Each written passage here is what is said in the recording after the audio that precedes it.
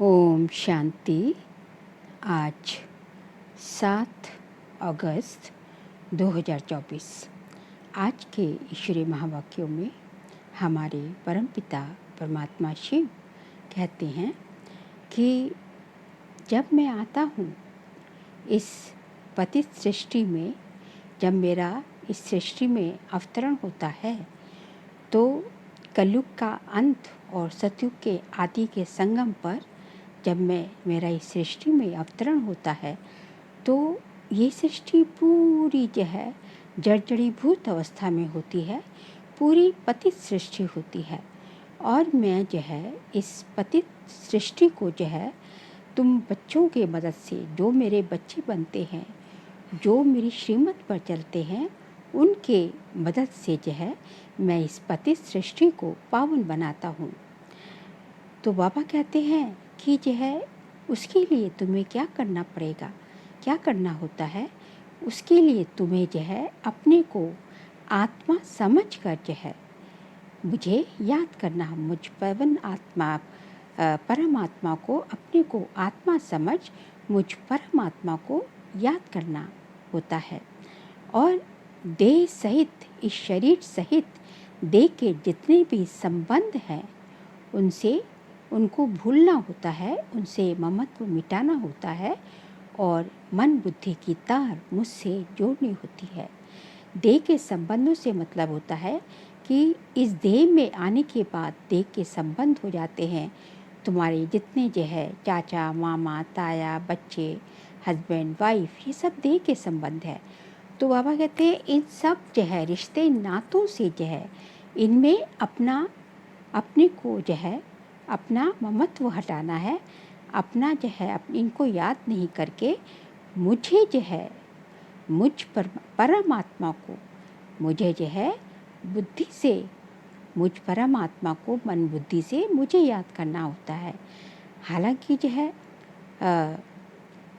अपने शरीर निर्वाहार्थ और जो है जितनी भी अपनी रोल्स रिस्पॉन्सिबिलिटीज़ हैं वो तो सारी करनी है, उसमें तो कोई कसर नहीं छोड़नी, क्योंकि तुम्हारे बच्चे हैं, तुम्हारी रचना है, तुम्हारे स्पाउस है, तुम्हारे हस्बैंड है, वाइफ है, तुम्हारे युगल हैं, उन सब की देखभाल करनी है। सब कुछ करते हुए जो है तुम्हें जो है मुझसे जो है अपना रिश्ता, मुझ परमात्मा से अपना रिश्ता जोड़ना है।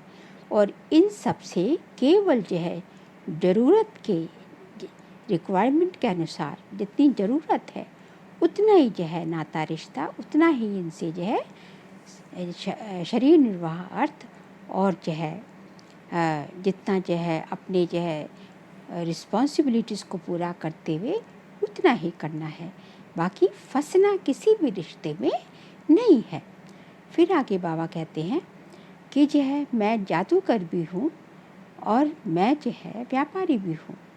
जादूगर कैसे हैं? क्योंकि जो है जब बाबा आते हैं तो ये सृष्टि जो है पूरी पतित होती है, कटी फटी, वुंडेड, कलेशों से भरी, दुख से भरी ये सृष्टि सारी जो है इसी तरह होती है। और एक तरह से सृष्टि जो है पूरी जो है पतझड़ की अवस्था होती है सृष्टि की, और बाबा इसको जो है बसंत बना देते हैं। इस सृष्टि में पूरा जो है हरियाली ला देते हैं, क्योंकि सतयुग में तो जहाँ देखो वहाँ जो है सुख ही सुख है। सोने चांदी हीरों से जो है खानियाँ भरी हुई हैं, तो किसी चीज़ की जो है संपन्नता है, किसी चीज़ की कमी नहीं है।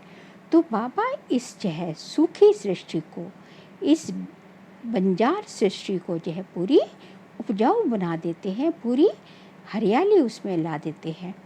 तो जो है एक तरह से बाबा क्या हो गया, जादूगर ही हो गया, क्योंकि ये किसी देहधारी का तो काम हो ही नहीं सकता, क्योंकि देहधारी जो है किसी देहधारी को पावन नहीं बना सकता, ये परमात्मा का ही काम है। इस तरह से परमात्मा क्या हो गया, जादूगर हो गया। और व्यापारी इस तरह से हो गया क्योंकि वो हमारा जो है सब कुछ कखपन लेके, जो हमारे अंदर बुराइयां हैं, कमजोरियां हैं, जो हमारे अंदर जो भी हमारे अंदर जो कच्चर पट्टी है उसको लेके जो है हमें जो है इस युग के संगम युग का जो जीवन है और अगले जो है 20 जन्म सतयुग त्रेता के 21 जन्मों के लिए हमें क्या करता है, हमारी दुनिया जो है सुख शांति प्रेम आनंद उल्लास से भर देता है। लेकिन कंडीशन केवल यही होती है कि जो है तुम मेरी श्रीमत पर चलो, तुम मेरी श्रीमत पर चलो तो मैं तुम्हारे हर कर्म के लिए, तुम्हारे अंदर जो तुम्हारे ऊपर जो भी परेशानी आएंगी, तुम्हारे ऊपर जो भी दुख होगा उसके लिए मैं बैठा हूँ, मैं उसके लिए तुम्हारा साथ निभाने के लिए बंधाएमान हूँ। लेकिन कंडीशन यही है कि जो है बाबा की श्रीमत पे चलना होता है। तो ये एक तरह से बहुत ऊंचा व्यापार हो गया। ये व्यापार सभी मनुष्य नहीं कर पाते, ये जो है विरले ही करते हैं। इसलिए बाबा कहते हैं कोटों में कोई और कोई में भी कोई होता है जो मुझे पहचानता है। इस तरह से बाबा जो है व्यापारी भी हो गया। फिर बाबा कहते हैं कि जो है तुम्हें जो है जो रावण का संग है, जो विकारों का संग है, वो तुम्हें डुबोता है। कुसंग तारे, कुसंग डुबोए और संग तारे और कुसंग जो है बोरे, बोरे का मतलब होता है जो तुम्हें नीचे गिराता है। इसलिए कहा जाता है कि रावण का संग तुम्हें नीचे गिराता है, पतित विकारों का संग, और भगवान का संग, परमात्मा का संग तुम्हें एकदम ये लिफ्ट दे के चढ़ा देता है। फिर बाबा कहते हैं कि जब सतयुग में डे 1 से जो है तुम 16 कला संपन्न जो होते, जो तुम्हें शरीर मिलता है वो कंचन काया होता है, 16 कला संपन्न आत्मा 16 कला संपन्न होती है। तो डे 1 से तुम्हारी कलाएं घटनी शुरू हो जाती हैं।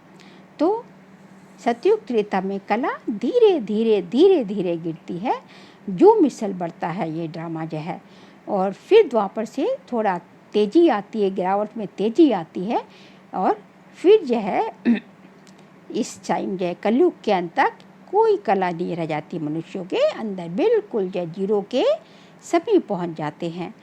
और जब परमात्मा आते हैं तो तुम्हें 1 सेकंड में जो है क्या कर देते हैं, 1 सेकंड में तुम्हारी जो है चढ़ाई शुरू हो जाती है। मतलब तुम्हारी कलाएं जो है, जैसे ही बाबा का संग मिला, श्रीमत पर चलना शुरू किया, जिस संग बाबा पे निश्चय हुआ, तो हमारा जो है हमें क्या मिल जाता है, हमारी जो है सद्गति हो जाती है। मतलब हमें जीवन मुक्ति प्राप्त हो जाती है, मतलब हमारी जो है उत्थान शुरू हो जाता है।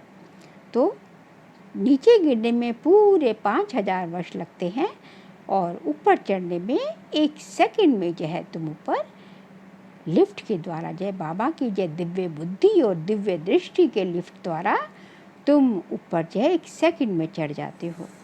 फिर बाबा कहते हैं कि जो है तुम्हारा जो है ये जो है हर घड़ी को तुम्हें जो है अंतिम घड़ी समझना है, और हर घड़ी को अंतिम घड़ी समझ हमेशा एवर रेडी रहने वाले तीव्र पुरुषार्थी बनना है। माना कि सृष्टि का जो है अंतिम घड़ी कभी भी कब आए ये तुम्हें पता नहीं है, कभी भी आ सकती है। लेकिन तुम्हारे अपने शरीर का भी तो तुम्हें कोई भरोसा नहीं है, तुम्हारे शरीर कितने दिन रहता है, तुम्हारे शरीर की अंतिम घड़ी कब आती है उसका भी कुछ पता नहीं है। क्योंकि पुरुषार्थ तो तब तक ही करोगे ना जब तक तुम्हारा ये शरीर है, शरीर के द्वारा पुरुषार्थ होता है। इसलिए जो है हर घड़ी को अंतिम घड़ी समझ हमेशा जो है एवर रेडी रहना है। हर जो निर्मोही में जो है निर्मोही बनना है, और निर्विकल्प स्थिति में रहना है, और व्यर्थ से भी परे, मोह से परे, किसी भी संकल्प विकल्पों से परे, और जो है व्यर्थ से परे जो है। इन तीनों स्थिति में जब परे हो जाएंगे तो जो है तुम एवरेडी स्थिति में रहोगे। और एवरेडी स्थिति में, क्योंकि विनाश तो किसी भी क्षण हो सकता है, खासकर तुम्हारे शरीर का तो विनाश कभी भी हो सकता है ना। तो इसलिए जो है हर घड़ी को अंतिम घड़ी समझ जो है सदा उपराम अवस्था में रहकर साक्षी स्थिति में रहते हुए हर कार्य को करेंगे, हर स्थिति को देखेंगे, तो जो है तुम तीव्र पुरुषार्थी कहे जाएंगे। फिर बाबा के अंत में कहा कि जो है कैसा कुछ भी हो जाए, कैसी भी स्थिति हो, लेकिन कभी भी लॉ जो है अपने हाथ में नहीं उठाना। लव और लॉ का बैलेंस रखना होता है। तो लॉ कुछ भी हो जाए, लॉ हमें अपने हाथ में नहीं लेना है। हमारा काम होता है या तो निमित्त आत्माओं को बताना या फिर बाबा को बताओ जो है, लेकिन अपने आप जो है अपने उससे जो है तुम लॉ अपने हाथ में नहीं उठा सकते। यदि लॉ अपने हाथ में उठा सकते हैं, लॉ अपने हाथ में उठाना मतलब किसी को बुरा भला कहना या किसी को जो है ग्लानि करनी, किसी को क्रोध करना, इसी को कहा जाता है। तो ये बाबा कहते हैं ये सब भी क्रोध का अंश है। क्यों? ये सब जो है केवल निमित्त आत्माओं के हाथ में, निमित्त आत्माओं को बताना और भगवान बाबा को बताना ही हमारी ड्यूटी बनती है। आप सुनते हैं आज के ईश्वरीय महावाक्य। बाबा कहते हैं, मीठे बच्चे, याद की यात्रा से ही तुम्हारी कमाई जमा होती है। तुम घाटे से फायदे में आते हो, विश्व के मालिक बनते हो। याद की यात्रा से ही तुम्हारी कमाई जमा होती है। तुम घाटे से फायदे में आते हो, विश्व के मालिक बनते हो। सत का संग तारे, कुसंग बोरे, इसका अर्थ क्या है? उत्तर है, जब तुम बच्चों को सत का संग अर्थात बाप का संग मिलता है, तब तुम्हारी चढ़ती कला हो जाती है। रावण का संग कुसंग है, उसके संग से तुम नीचे गिरते हो, अर्थात रावण तुम्हें डुबोता है, बाप पार ले जाता है। बाप की भी कमाल है, 2 सेकंड में ऐसा संग देते जिससे तुम्हारी सदगति हो जाती है, इसलिए उसे जादूगर भी कहा जाता है। ओम शांति। बच्चे याद में बैठे थे, इसको कहा जाता है याद की यात्रा। बाप कहते हैं, योग अक्षर काम में ना लाओ। बाप को याद करो, वह है आत्माओं का बाप, परमपिता पतित पावन। उस पतित पावन को ही याद करना है। बाप कहते हैं, देह के सब संबंध छोड़ एक बाप को याद करो। कहते हैं ना, आप मर गई दुनिया। देह सहित देह के जो भी संबंध आदि देखने में आते हैं, उनको याद नहीं करो, एक बाप को ही याद करो, तो तुम्हारे पाप जल जाएंगे। तुम जन्म जन्मांतर की पाप आत्माएं होना, ये है ही पाप आत्माओं की दुनिया। सतयुग है पुण्य आत्माओं की दुनिया। अब पाप सब कट कर पुण्य कैसे जमा हो? बाप की याद से ही जमा होंगे। आत्मा में मन बुद्धि है ना, तो आत्मा को बुद्धि से याद करना है। बाप कहते हैं, तुम्हारे जो भी मित्र संबंधी हैं, उन सबको भूलो। वह सब एक दो को दुख देते हैं, एक पाप करते हैं जो काम कटाई चलाते हैं, दूसरा पाप फिर क्या करते हैं? तो जो बाप सर्व का सद्गति देता है, बच्चों को बेहद सुख देते हैं, अर्थात सुख का मालिक, स्वर्ग का मालिक बनाते हैं, उसे सर्वव्यापी कह देते हैं। ये पाठशाला है, तुम आए हो यहाँ पढ़ने। ये लक्ष्मी नारायण है तुम्हारी एम ऑब्जेक्ट, और कोई ऐसे कह ना सके। तुम जानते हो, अभी हमको पवित्र दुनिया का मालिक बनना है। हम ही विश्व के मालिक थे, पूरे 5000 वर्ष हुए। देवी देवता विश्व के मालिक है ना, कितना ऊंच पद है। जरूर ये बाप ही बनाएंगे। बाप को ही परमात्मा कहते हैं। उनका असुल नाम है शिव। फिर बहुत नाम रख दिए हैं, जैसे बॉम्बे में बबुलनाथ का मंदिर है, अर्थात कांटों के जंगल को फूलों का बगीचा बनाने वाले।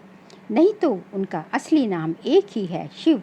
इनमें प्रवेश करते हैं तो भी नाम शिव ही है। तुमको इन ब्रह्मा को याद नहीं करना है, ये तो देहधारी है। तुमको याद करना है विदेही को। तुम्हारी आत्मा पतित बनी है, उनको पावन बनना है। कहते भी है ना, महान आत्मा पाप आत्मा, महान परमात्मा नहीं कहते। अपने को परमात्मा व ईश्वर भी कोई कह ना सके। कहते भी है महात्मा पवित्र आत्मा, सन्यासी सन्यास करते हैं, इसलिए पवित्र आत्मा है। बाप ने समझाया है, वह भी सभी पुनर्जन्म लेते हैं। देहधारियों को पुनर्जन्म जरूर लेना पड़ता है। विकार से जन्म ले, फिर जब बड़े बालिक बन जाते हैं तो सन्यास कर लेते हैं। देवताएं तो ऐसे नहीं करते, वह तो एवर प्योर है। बाप अभी तुमको आसुरी से देवी बनाते हैं। देवी गुण धारण करने से देवी संप्रदाय बनेंगे। देवी संप्रदाय रहते हैं सतयुग में, आसुरी संप्रदाय रहते हैं कलयुग में। अभी है संगम युग, अब तुमको बाप मिला है। कहते हैं अब तुमको फिर देवी संप्रदाय बनना है जरूर। तुम यहाँ आए हो देवी संप्रदाय बनने। देवी संप्रदाय वालों को अथाह सुख है। इस दुनिया को कहा जाता है हिंसक, देवताएं हैं अहिंसक। बाप कहते हैं मीठे मीठे रूहानी बच्चों, बाप को याद करो। तुम्हारे जो गुरु लोग हैं वह भी सब देहधारी हैं। अभी तुम आत्माओं को परमात्मा बाप को याद करना है। सुख तब मिलेगा जब तुम पुण्य आत्मा बनेंगे। 84 जन्मों के बाद ही तुम पाप आत्मा बन जाते हो। अभी तुम पुण्य जमा करते हो, योग बल से पापों को खत्म करते हो। इस याद की यात्रा से ही तुम विश्व के मालिक बनते हो। तुम विश्व के मालिक थे तो तुम विश्व के मालिक तो थे ना, वह फिर कहाँ गए? ये भी बाप ही बताते हैं। तुमने 84 जन्म लिए, सूर्यवंशी चंद्रवंशी बने। कहते भी हैं भक्ति का फल भगवान देते हैं। भगवान कोई देहधारी को नहीं कहा जाता। भक्ति का फल भगवान क्या देते हैं? जिसने भक्ति करी होती है, भक्ति के बाद ही फिर ज्ञान मिलता है। जब भक्ति पूरी हो जाती है तो भक्ति का फल ज्ञान है। भगवान कोई देहधारी को नहीं कहा जाता, वह है ही निराकार शिव। उनकी शिवरात्रि मनाते हैं तो जरूर आते हैं ना, परंतु कहते हैं मैं तुम्हारे सदृश जन्म नहीं लेता हूँ। मुझे शरीर का लोन लेना पड़ता है। मुझे अपना शरीर नहीं है। अगर होता तो उसका नाम होता ना। ब्रह्मा नाम भी इनका अपना है। इसने संन्यास किया तब नाम ब्रह्मा रखा है। तुम हो ब्रह्मा कुमार कुमारियाँ, नहीं तो ब्रह्मा कहाँ से आए? ब्रह्मा है शिव का बेटा। शिव बाबा अपने बच्चे ब्रह्मा में प्रवेश कर तुमको ज्ञान देते हैं। ब्रह्मा विष्णु शंकर भी इनके बच्चे हैं। निराकार बाप के सब बच्चे निराकार हैं। आत्माएं यहाँ आकर शरीर धारण कर पाठ बजाती हैं। बाप कहते हैं मैं आता ही हूँ पतितों को पावन बनाने। मैं इस शरीर का लोन लेता हूँ। शिव भगवान वाच, श्री कृष्ण को तो भगवान नहीं कह सकते, भगवान तो एक ही है। श्री कृष्ण की महिमा ही अलग है। पहला नंबर देवता है।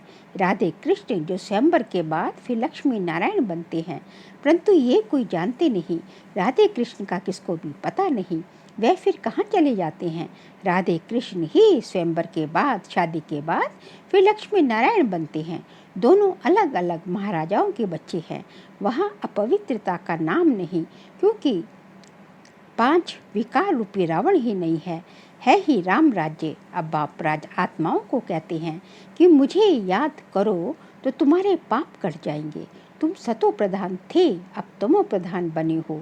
घाटा पड़ा है, फिर जमा करना है। भगवान को व्यापारी भी कहा जाता है। कोई विरला ही उनसे व्यापार करता है। जादूगर भी उनको कहते हैं। कमाल करते हैं जो सारी दुनिया की सद्गति करते हैं, सबको मुक्ति जीवन मुक्ति देते हैं। जादू का खेल है ना, मनुष्य मनुष्य को दे नहीं सकते। तुम 63 जन्म भक्ति करते आए हो। इस भक्ति से कोई ने सद्गति को पाया क्या? कोई है जो सद्गति दे? हो नहीं सकता। एक भी वापस जा नहीं सकता। बेहद का बाप ही आकर सबको वापस ले जाते हैं। कलयुग में अनेक राजाएं हैं। वहाँ तुम थोड़े राज्य करते हो, बाकी सब आत्माएं मुक्ति में चली जाती हैं। तुम जाते हो जीवन मुक्ति में वाया मुक्ति धाम।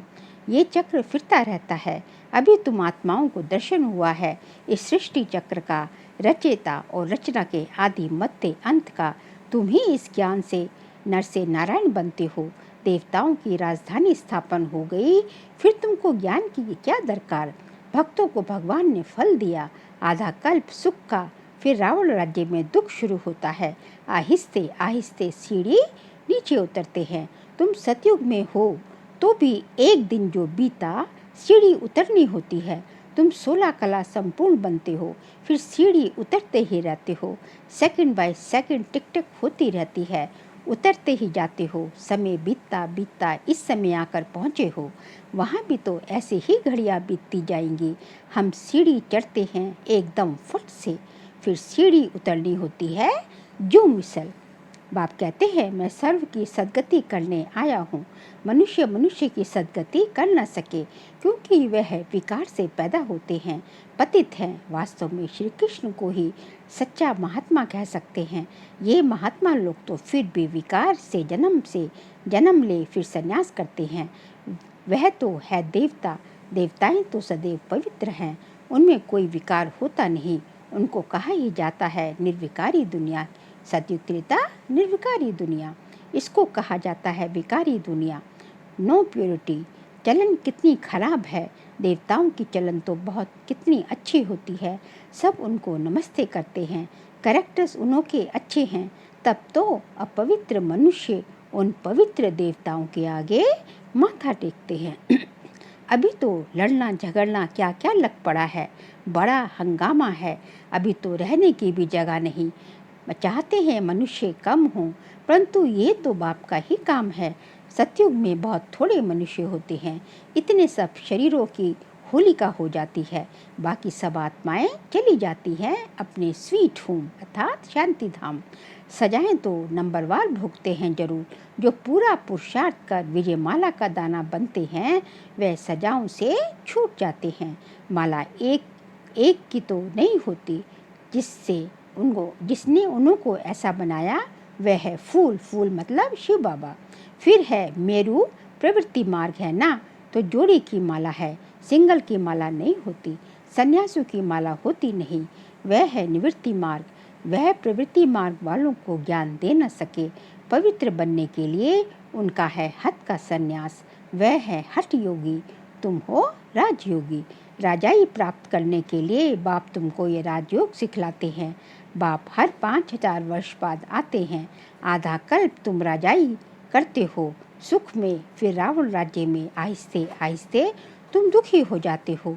इसको कहा जाता है सुख दुख का खेल। तुम पांडवों को जीत पहनाते हैं। अब तुम हो पंडे, घर जाने की यात्रा कराते हो। वह यात्राएं तो मनुष्य जन्म जन्मांतर करते आए हैं। अब तुम्हारी यात्रा है घर जाने की। बाप आकर सबको मुक्ति जीवन मुक्ति का रास्ता बताते हैं। तुम जीवन मुक्ति में, बाकी सब मुक्ति में चले जाएंगे। हाहाकार के बाद फिर जय जयकार हो जाती है। अभी है कलयुग का अंत, आपते तो बहुत आने ही वाली हैं। फिर उस समय तुम याद की यात्रा में रह नहीं सकेंगे क्योंकि हंगामा बहुत हो जाएगा। इसलिए बाप कहते हैं अब याद की यात्रा को बढ़ाते जाओ तो पाप भस्म हो जाए और फिर जमा भी करो, सतो प्रधान भी बनो। बाप कहते हैं मैं हर कल्प के पुरुषोत्तम संगम युग पर आता हूँ। ये तो बहुत छोटा सा ब्राह्मणों का युग है। ब्राह्मणों की निशानी चोटी होती है। ब्राह्मण देवता क्षत्रिय वैश्य शूद्र, ये चक्र फिरता ही रहता है। ब्राह्मणों का बहुत छोटा कुल होता है। इस छोटे से युग में बाप आकर तुमको पढ़ाते हैं। तुम बच्चे भी हो तो स्टूडेंट भी हो, फॉलोअर्स भी हो, एक के ही हैं। ऐसा कोई मनुष्य होता नहीं जो बाप भी हो, शिक्षा देने वाला टीचर भी हो, सृष्टि के आदि मध्य अंत का ज्ञान देता हो, फिर साथ में भी ले जाए। ऐसा कोई मनुष्य हो न सके। ये बातें अभी तुम समझते हो। सतयुग में भी पहले पहले बहुत छोटा झाड़ होता है, बाकी सब शांति धाम में चले जाएंगे। बाप को कहा जाता है सर्व का सद्गति दाता। बाप को बुलाते हैं हे पतित पावन बाबा आओ। दूसरी तरफ फिर कहते हैं परमात्मा कुत्ते बिल्ली पत्थर ठिक्कर सब में है। बेहद के बाप का अपकार करते हैं। बाप जो विश्व का मालिक बनाते हैं उनको डिफेम करते हैं। इसे ही कहा जाता है रावण का संग दोष। संग सत का संग तारे कुसंग डुबोए। रावण राज्य शुरू होता है तो तुम गिरने लग पड़ते हो। बाप आकर के तुम्हारी चढ़ती कला करते हैं। बाप आकर मनुष्य को देवता बनाते हैं तो सर्व का भला हो जाता है। अभी तो सब यहाँ हैं, बाकी जो भी रहे हुए हैं वह आते रहेंगे। जब तक निराकारी दुनिया में सब आत्माएं आ जाएंगी तब तक तुम इम्तिहान में भी नंबरवार पास होते जाएंगे। इसको कहा जाता है रूहानी कॉलेज। रूहानी बाप रूहानी बच्चों को पढ़ाने आते हैं। रावण राज्य आया तो फिर शरीर छोड़ अपवित्र राजा बने और पवित्र देवताओं के आगे माथा टेकने लगे। आत्मा ही पतित अथवा पावन बनती है। आत्मा पतित तो शरीर भी पतित मिलता है। सच्चे सोने से में खाद पड़ती है तो खाद का जेवर हो जाता है। अब आत्मा के खाद कैसे निकले? योग अग्नि चाहिए, उनसे तुम्हारे विकर्म विनाश हो जाएंगे। आत्मा में चांदी, तांबा, लोहा पड़ गया है, ये है खाद। आत्मा स्वच्छ सोना है, अब झूठी बन गई है, वह खाद निकले कैसे? ये है योग अग्नि। ज्ञान चिता पर बैठे हो, आगे थे काम चिता पर। बाप ज्ञान चिता पर बिठाते हैं, सिवाय ज्ञान सागर बाप के और कोई ज्ञान चिता पर बिठा न सके। मनुष्य भक्ति मार्ग में कितनी पूजा करते रहते हैं, लेकिन किसको जानते नहीं। अभी तुम सबको जान गए हो, तुम सब देवता बनते हो, तो फिर पूजा की बात ही खत्म हो जाती है। जब रावण राज्य शुरू होता है, तब भक्ति शुरू होती है। अच्छा, मीठे मीठे सिकिल दे बच्चों प्रति माता पिता बाप दादा का याद प्यार और गुड मॉर्निंग। रूहानी बाप की रूहानी बच्चों को नमस्ते। हम रूहानी बच्चों की रूहानी बाप दादा को नमस्ते नमस्ते नमस्ते। सार के लिए पॉइंट्स हैं। सजाओं से मुक्त होने के लिए विजयमाला का दाना बनने का पुरुषार्थ करना है। रूहानी पंडा बन सबको शांति धाम घर की सजा यात्रा करानी है। सेकंड पॉइंट, याद की यात्रा को बढ़ाते बढ़ाते सब पापों से मुक्त हो जाना है। योग अग्नि से आत्मा को सच्चा सोना बनाना है, सतो प्रधान बनना है। आज का बाबा का वरदान, हर घड़ी को अंतिम घड़ी समझ, सदा एवर रेडी रहने वाले तीव्र पुरुषार्थी भव। हर घड़ी को अंतिम घड़ी समझ, सदा एवर रेडी रहने वाले तीव्र पुरुषार्थी भव।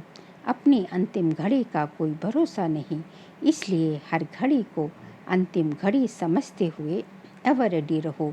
एवर रेडी अर्थात तीव्र पुरुषार्थी। ऐसे नहीं सोचो कि अभी तो विनाश होने में कुछ टाइम लगेगा, फिर तैयार हो जाएंगे। नहीं, हर घड़ी अंतिम घड़ी है, इसलिए सदा निर्मोही, निर्विकल्प, निर्व्यर्थ, व्यर्थ भी नहीं, तब कहेंगे एवर रेडी। कोई भी कार्य रहे हुए हों, लेकिन अपनी स्थिति सदा उपराम हो, जो होगा वो अच्छा होगा। स्लोगन है, अपने हाथ में लौ उठाना भी क्रोध का अंश है। अपने हाथ में लौ उठाना भी क्रोध का अंश है। अच्छा, ओम शांति।